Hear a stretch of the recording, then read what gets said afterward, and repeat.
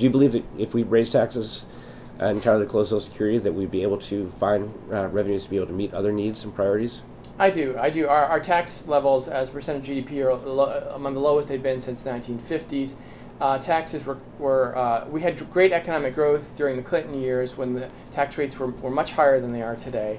And then in 2001 and 2003, we had two massive tax cuts that worth over $2.3 trillion that put a big hole in the deficit, which is in the federal budget, added to our debt, which is why we had the Bowles-Simpson Commission in the first place, was because of those massive tax cuts and two unfunded wars.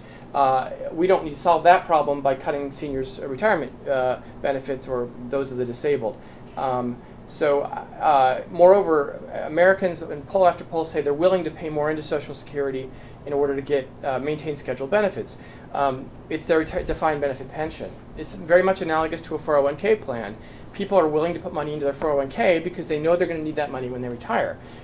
With Social Security, people are willing to put money into Social Security in order to get that money when they retire. That's not a tax like other taxes. It's retirement saving, but through a much more efficient system than a 401k system, and a much more equitable system than the 401k system. So I don't see that. It's a special kind of contribution towards your own retirement. It's not comparable to other taxes. Moreover, because over the last 30 years, 2/3 of income gains have gone to the top 1% of the population, where everyone else's income is either maintained or declined.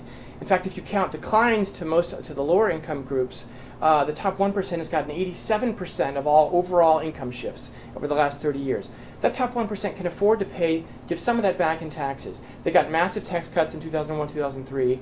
I think they can more than afford to pay a little bit back to replenish the holes in our budget that were created by tax cuts over the last 15 years. So I don't lose sleep over that. I think the most important thing is to maintain retirement security for American seniors.